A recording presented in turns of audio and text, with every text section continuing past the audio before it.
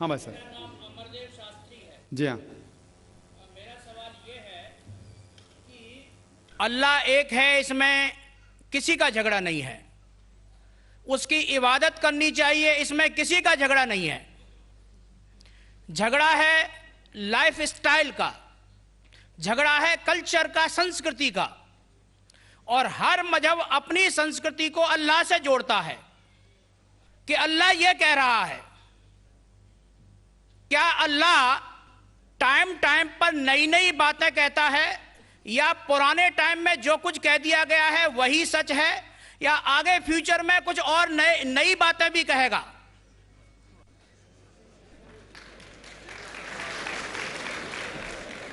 بھائی صاحب کا اچھا سوال تھا کہ کسی کو دو رائے نہیں کہ اللہ ایک ہے، بھگوان ایک ہے.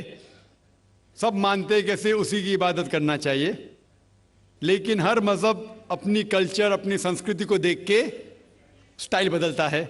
تو اللہ تعالیٰ جو پہلے کہہ چکا وہ ابھی بھی سیم ہے کہ ٹائم پہ بدلتا ہے. بھائی صاحب کا سوال اچھا ہے، لیکن یہ کہنا چاہتا ہوں جواب دینے کے پہلے. ان بھائی صاحب نے کہا کہ سب مانتے ہیں کہ اللہ ایک ہے. یہ میں نہیں مانتا ہوں کہ سب مانتے، میں نہیں مانتا ہوں کہ سب مانتے. یہ میرا فیلڈ ہے، یہ میرا فن ہے غیر مسلم سے بات کرنا. میں یہ نہیں مانتا ہوں کہ ہر غیر مسلم مانتے اللہ ایک ہے، کہ بھگوان ایک ہے. کئی لوگ بھگوان میں مانتے ہی نہیں، ناستک کہتے ہیں.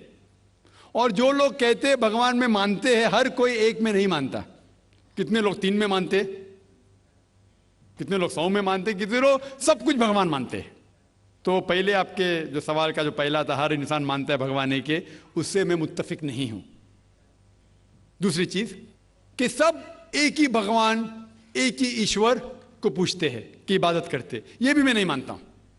یہ بات ہے کہ اکثر لوگ مانتے کہ بھگوان ایک ہے، یہاں تک کہ تو صحیح ہے اکثر، سب نے اکثر، لیکن ایک ہی بھگوان کو پوچھتے یہ بالکل غلط ہے. سب لوگ ایک بھگوان کو نہیں پوچھتے. مثال کے طور پہ اکثر قرآن کیا آیت ہے کہ جو لوگ کہتے ہیں کہ ایک بھگوان کو مانتے ہیں لیکن اور کو بھی پوچھتے ہیں، اسے کہتے ہیں شرک. آپ پوچھیں گے عام انسان بھگوان ایک ہے، مالک ایک ہے بولیں گے، لیکن جا رہے پوچھ رہے، بدھ کو پوچھ رہے، کبھی اس کو پوچھتے کبھی اس کو پوچھتے. تو یہ آپ اگر دھرم کی کتاب پڑھیں گے، بائبل پڑھو، وید پڑھو، یہ سب اس کی ممانعت ہے.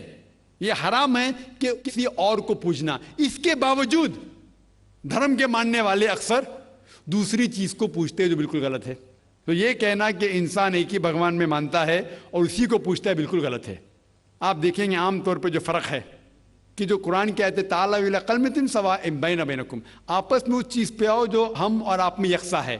سب سے پہلی بات ہے اللہ نعبد الا اللہ، کہ ہم ایک ہی ایشور، ایک ہی بھگوان کی عبادت کریں.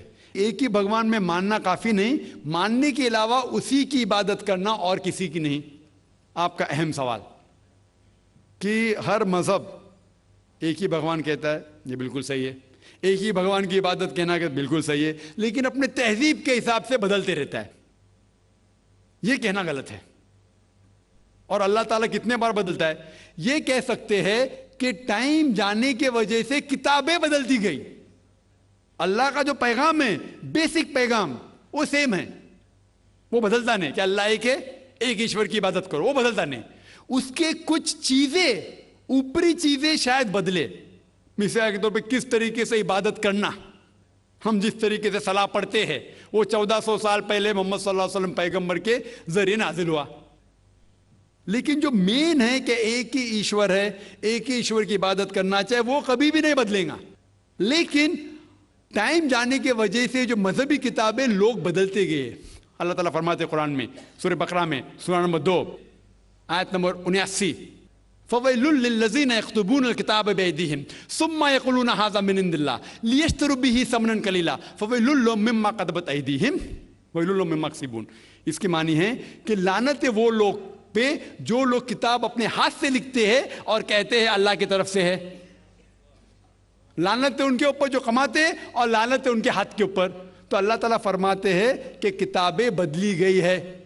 تو جتنے مذہبی کتابیں ہیں آج کی تاریخ میں، ساری قرآن مجید کو چھوڑ کے، ولیم مور ایک کرٹک ہے، اسلام کے خلاف کتاب لکھتا ہے، بہت شدت سے اسلام کے خلاف ہے. ان نے لکھی تھی 200 سال پہلے کہ شاید ایک ہی مذہبی کتاب ہے جو پوری پاک ہے 1200 سال تک کے، وہ ہے قرآن. تو ایک ہی کتاب جو محفوظ ہے. کیوں؟ اللہ سبحانہ و تعالیٰ کہتے ہیں قرآن میں سورہ ہجر میں سورہ نمبر 15 آیت نمبر 9 میں کہ میں نے قرآن نازل کیا ہے اور میں اس کی حفاظت کروں گا. جتنے پہلے کتابیں آئے وہ وقت کے حساب سے بدل دیے، اور اللہ سبحانہ و تعالیٰ نے اسے محفوظ رکھنے کی ضرورت سمجھا ہی نہیں. کیوں؟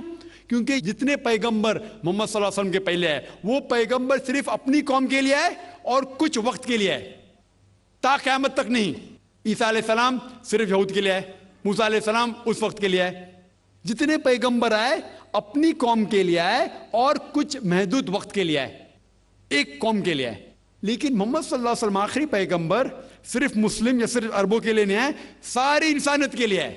اور جو کلام ان کے ذریعے نازل ہوا اللہ سبحانہ قرآن، وہ صرف مسلم کے لیے نہیں اور صرف اس وقت کے لیے، وہ ساری انسانیت کے لیے اور تا قیامت تک ہے. تو کیونکہ یہ کتاب محفوظ رکھنے والی کتاب ہے، یہ کتاب کبھی نہیں بدلیں گی، یہ آخری ہے. اور اللہ تعالیٰ فرماتے سورہ مائدہ میں سورہ نمبر 5 آیت نمبر 3 میں کہ میں نے انسانوں کے لیے اسلام چنا اور ان کے لیے یہ مذہب سب سے بہترین مذہب چنا، اور یہ مکمل ہو گیا. اس کے بعد کچھ چیز نئی نئی آئیں گی اور کچھ چیز نکالی نہیں جا سکتی.